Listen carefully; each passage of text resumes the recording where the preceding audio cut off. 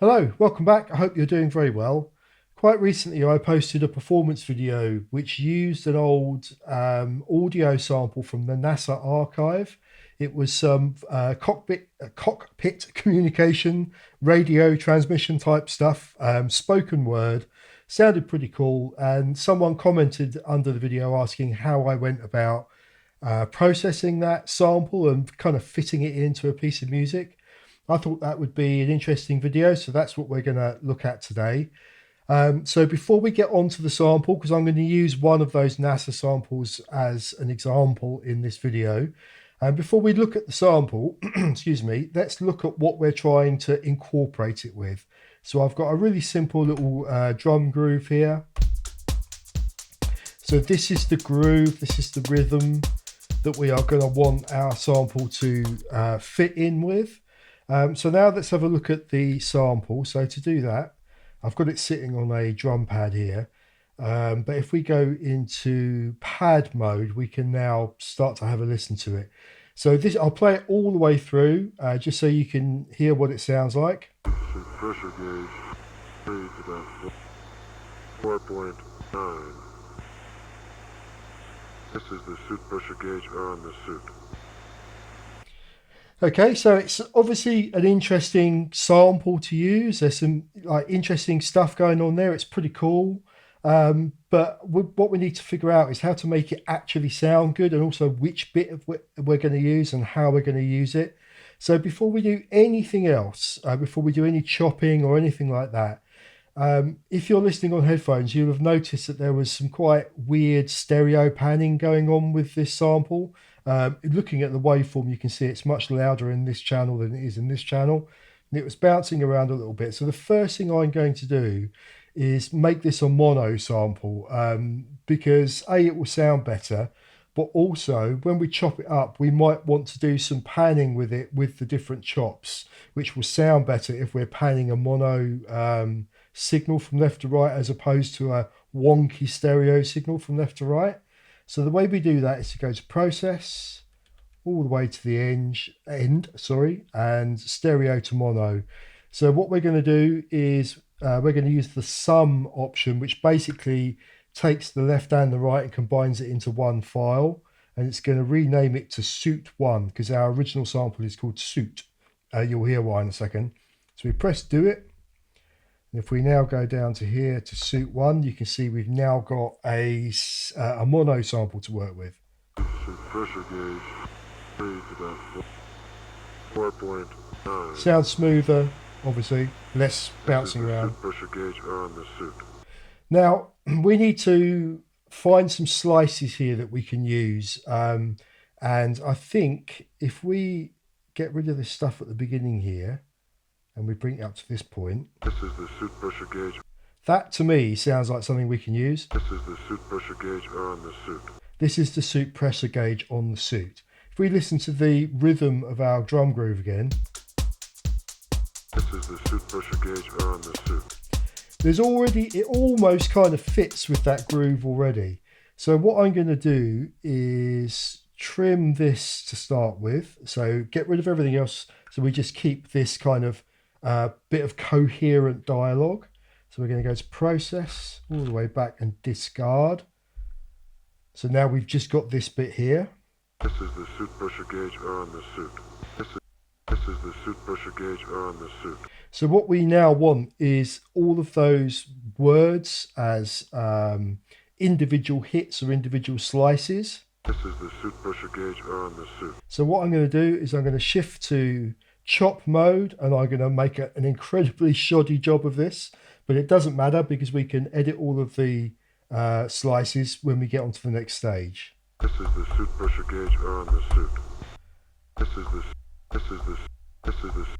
No, I wasn't fast enough.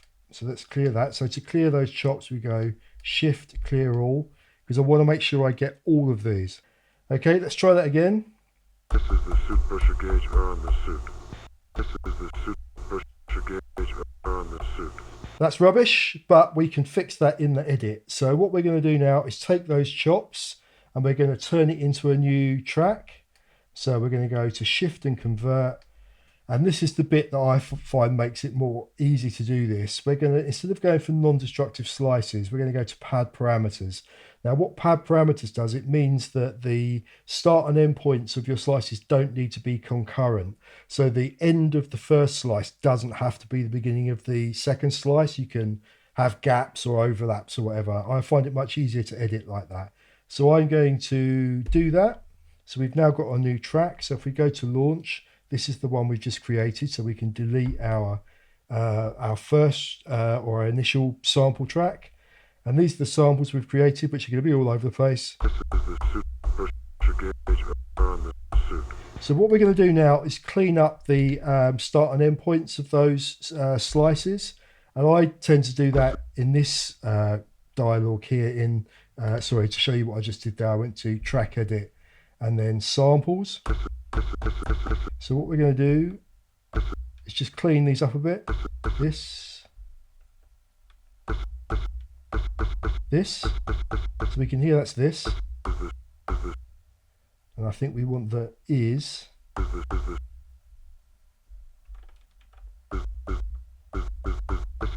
We want these to be as short and small as possible, because when it comes to fitting them on the grid so it sounds coherent, the smaller the samples are, these slices are, the more wiggle room we've got to get them sounding right on the individual hits. This is. There's a the somewhere missing, I think. So this is. This is the. So there's a suit we're missing somewhere.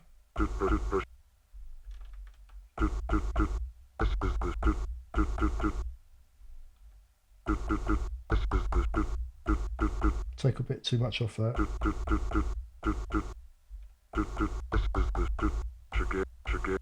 We're missing the beginning of pressure.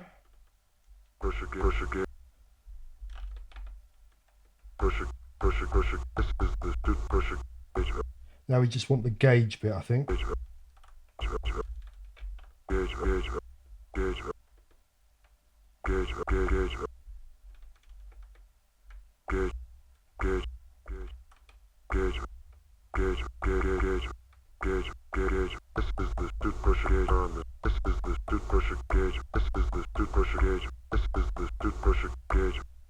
So that sounds pretty good to me.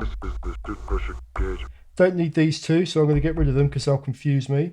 So if we, I'm going to save this now, just for good practice sake.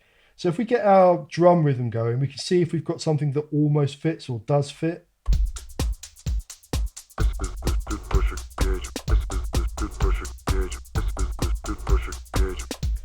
Starting to fit quite nicely. So there's some other stuff we need to do. So these all sound a little bit abrupt. So we're going to use the envelopes to clean up the start and the ends of this. And we're also going to want some variations and things like that in the pattern of it as well. But first we obviously need to create a pattern. I'm going to make sure that we're on monophonic, and I'm going to add all of these samples to the same mute group, because in a minute we're going to create a variation that kind of stutters a little bit. So we want to make sure these are all cutting each other off. So I'm going to put all of these samples onto mute group 1, which means we can do that kind of thing and they all cut each other off. We're also going to need to do some EQing and stuff like that. But before we get to that stage, we need to create a basic pattern to see if we can get these things to fit nicely on the grid with that beat. So we're going to create a clip, make sure it's the right length. It is. Go on to record. Let this come round.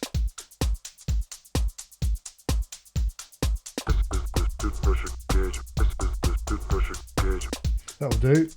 Let's go into that clip, edit the clip and just bring it down to 2 bars.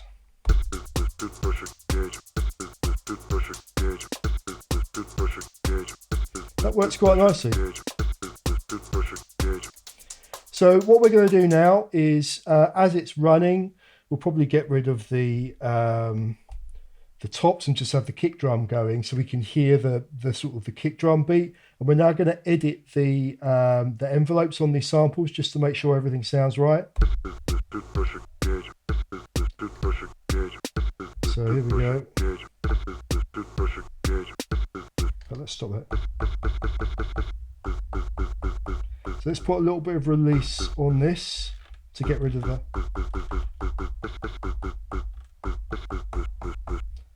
And a bit of attack on that, just to clean the.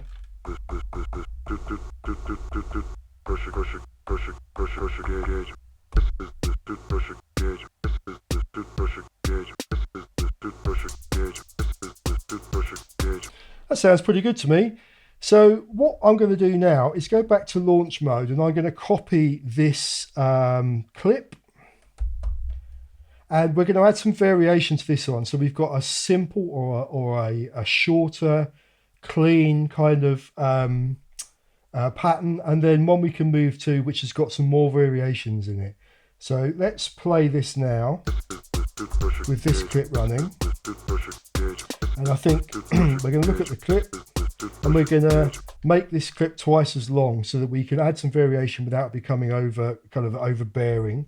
So if we go shift and double, we can now see that we've got twice as much clip length to work with. Go back to note mode and see where we can chuck in some extra notes just to see what it sounds like. Back to clip.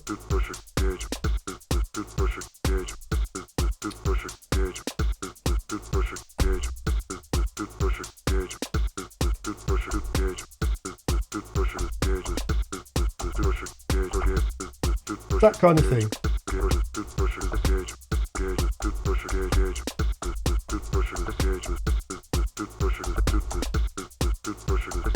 Like that.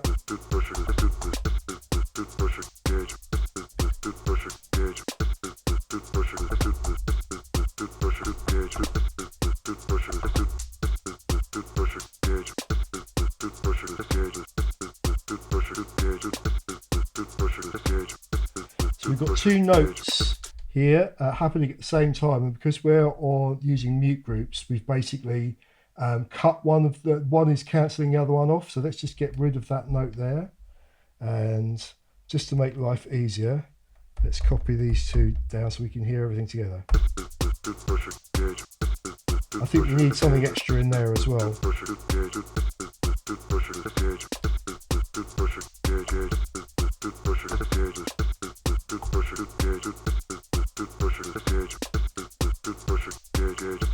So we've got two variations now. So we start off with this quite clean version, and then we want to go up a little bit.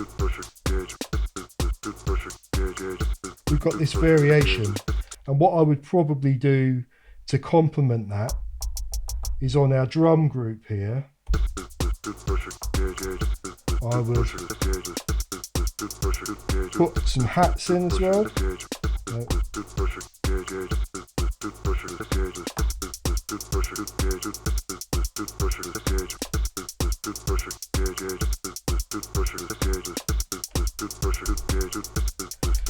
Turn those hats down a bit. So now we've got a kind of a development.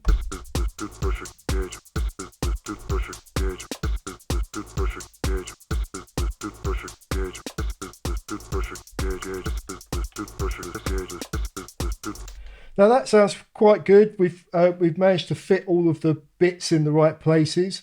When we were making our clip here, if you had struggled to get any of these bits kind of sounding, I actually hoped this wouldn't work as easily. But say, for example, you've got one of these sitting somewhere and it doesn't sound quite right. What you can do is drag down from the top and increase the resolution of your grid. So at the moment, everything snaps to 16ths, but if you go to 30 seconds, it then allows you to move these individual hits. Let's get rid of that there. We don't need that. The individual hits left and right, so that they really all slot together quite nicely, and it allows you to correct any rhythmic issues that aren't quite right. So what I'm going to do now is solo our voice. Make sure there are no unpleasant things happening with envelopes. Now we've obviously got some static coming in and out. There's no way we're going to be able to get rid of that, but we can get rid of some of the kind of unpleasant frequencies. So we're going to go to our mixer and put an EQ on there. And let's see what happens when we bring the treble down. That sounds a bit better. So this band here is where the vocal information is. This is what we want, that vocal mid, kind of high mid range. So we can bring the treble down a little bit, which has got rid of some of that hiss, but we still got what we want. That sticks through a little bit better. We don't want any bass on this at all.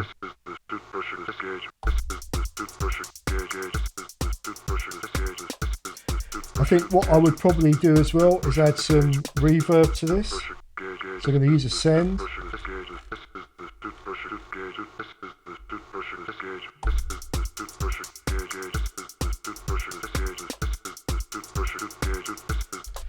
That sounds pretty good, I think. What I would then do is think about adding some other effects that we can use as performance effects as well. And I know from doing this before that the stutter effect works quite nicely. I can't remember what category that's under. I think it must be under modulation. Yep, there we go. Air stutter. So let's find one of these that sounds good. I like the sound of that.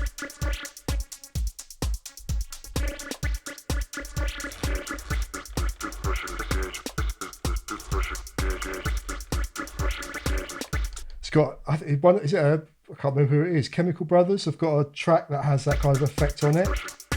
So we've got that there. Let's dial the mix down to 0 for a minute.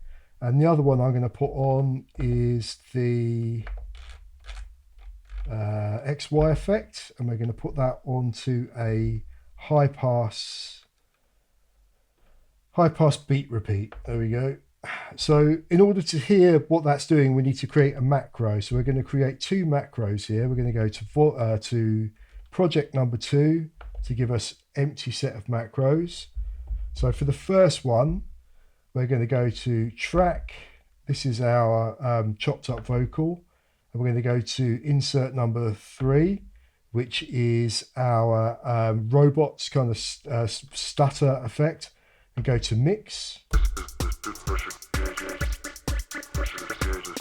So we can bring that in and out. And then on this knob here, we're going to add our second insert that we put in, which was the XY pad. And we're going to go down to enable, momentary, and toggle, which means we can touch this and it will come on and off as we touch it. So if we go to effects, we can start editing this now.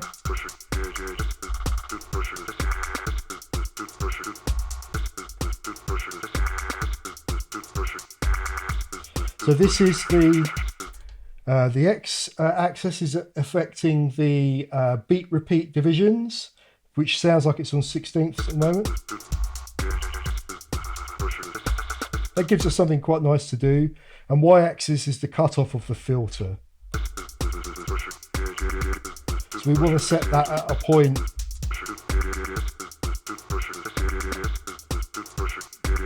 where we're not losing too much. And we can use these 2 things in combination.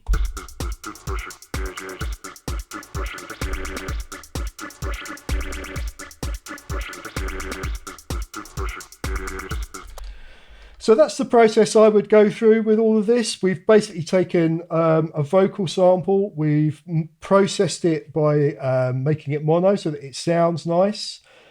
We've chopped it up and we've found slices of that vocal that sound good on the beat and they fit with the rhythm and the groove of the track that we're working with. And then we've EQ'd it so that it sounds kind of pleasing in the mix. We've added a couple of performance effects to it. So we've gone from Basically a raw NASA sample which sounded scratchy and rubbish to something that sounds pretty cool, I think.